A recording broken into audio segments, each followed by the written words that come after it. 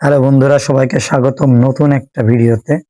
আর আজকে আসছি আমরা একটা স্পেশাল জায়গাটা এজন্যই বলছি। এটা হচ্ছে যশোর জেলার জিকরগাছা থানা, গদখালি, যেখানে গদখালিকে ফুলের রাজ্য বলা হয়। সেই ফুলের রাজ্যে আসছি আমরা ঘুরতে। এখানে আসলে অনেক দিন ধরে আমার স্বপ্ন ছিল আমি যাব। যখন আমি সিঙ্গেল ছিলাম তখন আমার ইচ্ছা ছিল যাব, এবং যখন আমি আসতে পারিনি সিঙ্গেল অবস্থায়, তখন আজকে আমি এসেছি অবশ্য পরিবার সহকারে, আমার মেয়ে এবং আমার ওয়াইফ এবং আমি। আসলে আপনারা যে ফুলগুলো দেখতে পাচ্ছেন, ঠিক এমন মাঠের পর মাঠ, তো মাঠের পর মাঠ এমন ফুলে সাজানো, মনে হচ্ছে দেখলে মনে হবে আপনি কোনো ফুলের স্বর্গে চলে এসেছেন, মানে ফুলের রাজ্যে চলে এসেছেন, যা আপনার দু চোখ জুড়িয়ে যাবে। তো ফুলের রাজ্য এটাকেই বলা হয়।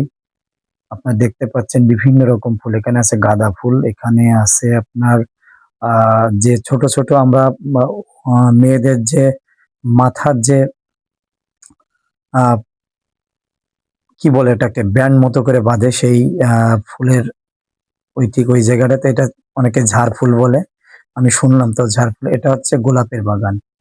এই গোলাপের বাগান প্রতিদিনই ফুল কাটায়। আমরা আসার কিছুক্ষণ আগে ফুল কেটেছে এবং আবারও বলছে কিছু পড়ি আছে, এটা দুপুরের পরে মানে বিকেলের দিকে কাটা হবে, এবং সকালবেলা আসলে এটা মানে ফোটা অবস্থায় দেখা যেত। তো আসলে আমরা যেহেতু আমাদের বাড়ি তো অনেক দূরে ঝিনাইদহ থেকে ওখানে যাওয়া, তো আমরা ঠিক সেটাই দেখতে গেছি যে কি কি ফুল আছে এখানে এবং কি ধরনের ফুল এখানে আছে। তো আমরা ঠিক সেভাবে আমরা দেখছি।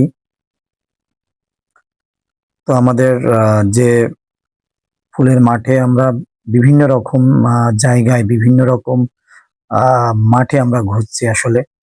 এই যে দেখতে পাচ্ছেন চারিদিকে ফুল আর ফুল।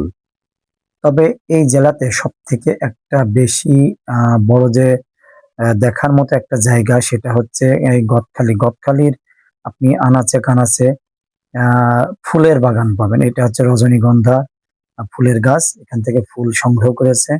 এবং এদের যে কৃষি কাজ ব্যবস্থা, সেই কৃষিকাজ ব্যবস্থায় সাধারণত ধান বা অন্যান্য কিছু এখানে খুব কম করে, এখানে ফুলই করে। তো এই ফুলের যারা চাষ করে তাদের সাথে আমি একটু কথা বলেছি। তো এখন আসলাম আমরা ফুলের চাষ থেকে, ফুলের যে জায়গাটা, সেই জায়গাটাকে থেকে যে মেন জায়গাটা মানে গদখালি যেখানে পার্ক, ঠিক সেই জায়গাতে। তো আমরা আসলে পার্কের আশেপাশেই আছি, কোন পার্কটাতে ঢুকবো সেটা ভাবছি। ভাবতে ভাবতে আমরা কারো কাছে শুনলাম, শোনার পরে বলছে ওরা এখানেই যায়। আর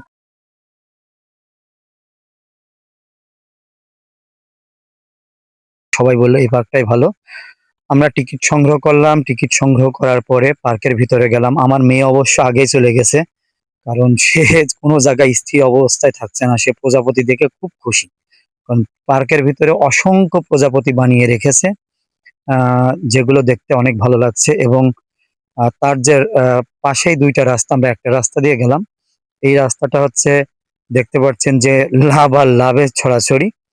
তো আমাদের মতো অনেক দর্শনার্থী আসছে যে এই আহ গদখালি যে ফুলের রাজ্য সেখানে দেখার জন্য। এবং আমরা ভিতরে হাঁটতে হাঁটতে যাচ্ছি যে আসলে ভিতরটাতে কি আছে।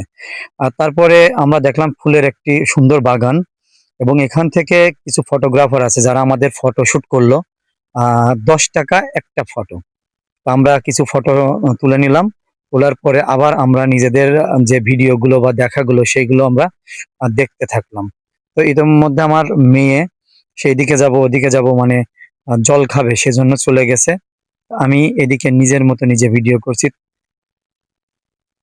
একটা কথা বলা যায় যে এখানে আসলে আপনাদের কোনো সমস্যা হবে না, আমি যতটুকু দেখছি, কারণ এখানে সবাই খুব আন্তরিক পার্কে, এবং সবাই খুব আহ আপনার সাথে সুন্দর ব্যবহার করবে। তো আমরা এখন একটা ছোট্ট একটা পার্কের ভিতরে, মানে ওই পার্কের ভিতরে যে রাইড গুলো আসে সেই রাইড গুলো অনেকেই শেয়ার করছে, আমার মেয়েও গেছিল। এই যে ফুলে ফুলে চারিদিকটা সুন্দর করে রেখেছে। এখানে একটা জলের যে ফোয়ারা বলে বা জলের কি বলবো এটাকে, ঝর্ণা সিস্টেমের সেই জিনিসটা রেখেছে। আমার মেয়ে তো মাঝখানে কোকা জল খাবো কোকা জল খাবো বলে, মানে কোকা কোলাকে কোকা জল বলে, এই যে কোকা জল খেয়ে সে ওইভাবে বেড়াচ্ছে। এবং সে কোনো কিছু না দিলে তার মাকে বলছে, প্লিজ মা দাও, প্লিজ মা দাও। তো যাই হোক, এটা হচ্ছে আমরা এখন আউটসাইডে আসলাম ফুচকার দোকানে। এই যে আমার মেয়ে ফুচকা খাচ্ছে, সে বলছে আমি ফুচকা খাবো, ফুচকা খাবো। এবং ফুচকার যে আশেপাশে যে দোকানগুলো আছে এদের ব্যবহারটাও ভালো। আর তারপরে আসলাম আমরা আখের রস খেতে। আখের রস খেলাম। খাবার পর